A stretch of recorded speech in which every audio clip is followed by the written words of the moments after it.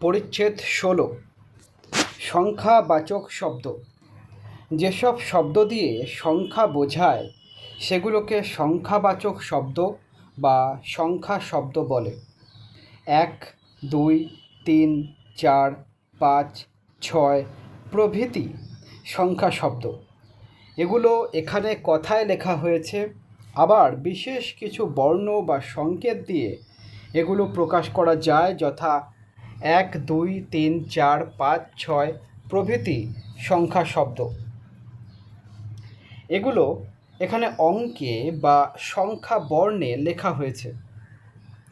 দূরত্ব, দৈর্ঘ্য, আয়তন, খণ্ড, তাপমাত্রা ইত্যাদি পরিমাপের ক্ষেত্রে সংখ্যা শব্দের ব্যাপক ব্যবহার হয়। সংখ্যা শব্দ দুই রকমের, ক্রমবাচক ও পূরণবাচক। ক্রমবাচক যথা ১, ২, ৩, ৪, ৫। পূরণবাচক যথা প্রথম, দ্বিতীয়, তৃতীয়, চতুর্থ, পঞ্চম। ১. ক্রমবাচক সংখ্যা শব্দ।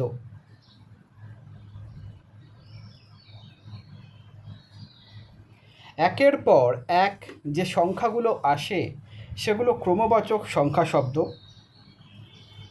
যেমন ১, ১, ২, ২, ৩, ৩, ৪, ৪, ৫, ৫, ৬, ৬, ৭, ৭, ৮, ৮, ৯, ৯, ১০, ১০, ১১, ১১, ১২, ১২, ১৩, ১৩, ১৪, ১৪, ১৫, ১৫, ১৬, ১৬, ১৭, ১৭, ১৮, ১৮, ১৯, ১৯, ২০, ২০ ইত্যাদি।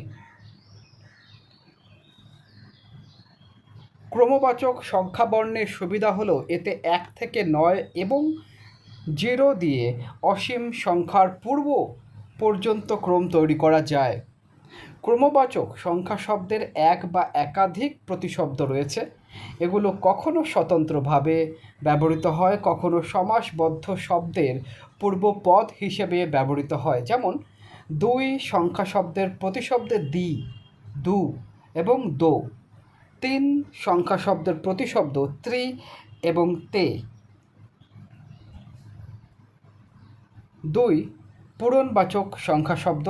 পূরণবাচক সংখ্যা শব্দ দিয়ে কোনো সংখ্যার ক্রমিক অবস্থান ও পরিমাণকে বোঝায়। যেমন ১ সংখ্যার ক্রমিক অবস্থান প্রথম, প্রথমা, পহেলা ইত্যাদি। এগুলোকে পূরণবাচক সংখ্যা শব্দ বলে।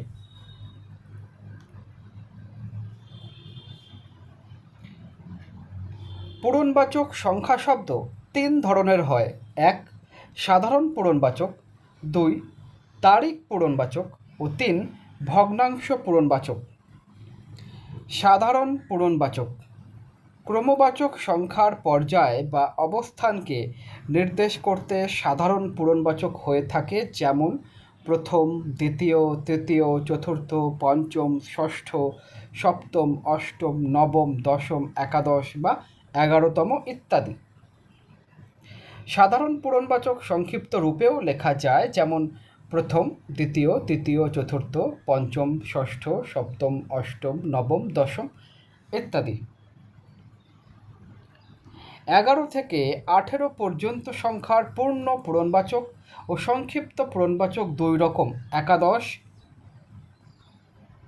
১১শ ও ১১তম, ১১তম, দ্বাদশ, ১২শ ও ১২তম, ১২তম, ত্রয়োদশ, ১৩শ ও ১৩তম, ১৩তম, চতুর্দশ, ১৪শ ও ১৪তম, ১৪তম, পঞ্চদশ, ১৫শ ও ১৫তম, ১৫তম, ষোড়শ, ১৬শ ও ১৬তম, ১৬তম, সপ্তদশ, ১৭শ ও ১৭তম, ১৭তম, অষ্টাদশ, ১৮শ ও ১৮তম, ১৮তম।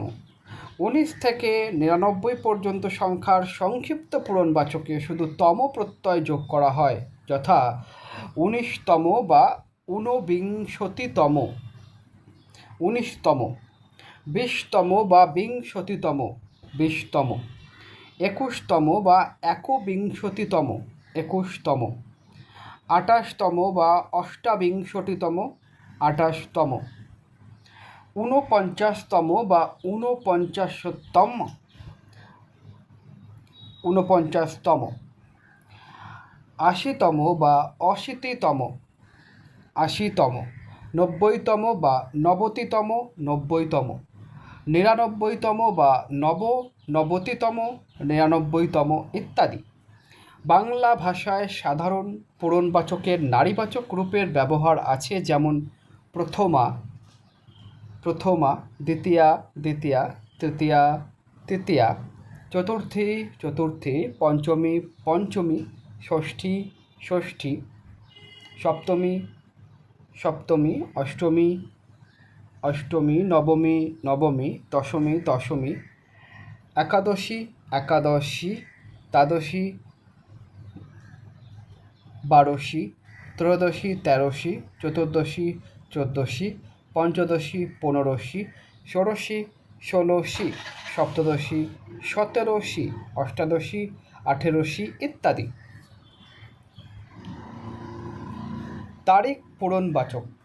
বাংলা ভাষায় তারিখ নির্দেশ করার জন্য সংখ্যা শব্দের পূরণবাচকে নির্দিষ্ট কিছু প্রত্যয় ব্যবহৃত হয়, যথা পহেলা বা পয়লা, পয়লা, দোসরা, দোসরা, তেসরা, তেসরা, চৌঠা, চৌঠা, পাঁচই, পাঁচই, ছয়ই, ছয়ই, সাতই, সাতই, আটই, আটই, নয়ই, নয়ই, দশই, দশই, এগারোই, এগারোই, বারোই, বারোই, তেরোই, তেরোই, চোদ্দোই, চোদ্দোই, পনেরোই, পনেরোই, ষোলোই, ষোলোই, সতেরোই, সতেরোই, আঠেরোই, আঠেরোই, উনিশে, উনিশে, বিশে, বিশে, একুশে, একুশে, বাইশে, বাইশে, তেইশে, তেইশে, চব্বিশে, চব্বিশে, পঁচিশে, পঁচিশে, ছাব্বিশে, ছাব্বিশে, সাতাশে, সাতাশে, আটাশে, আঠাশে, উনত্রিশে, উনত্রিশে, ত্রিশে, ত্রিশে, একত্রিশে, একত্রিশে। ভগ্নাংশ পূরণবাচক কখনো পূর্ণ সংখ্যার থেকে খানিকটা কম বা খানিকটা বেশি বোঝাতে ভগ্নাংশ পূরণবাচক হয়, যেমন আধ, সাড়ে, পোয়া, সোয়া, দেড়, আড়াই, তেহাই ইত্যাদি। অনুশীলনী, সঠিক উত্তরে টিক চিহ্ন দাও, করে ফেলো।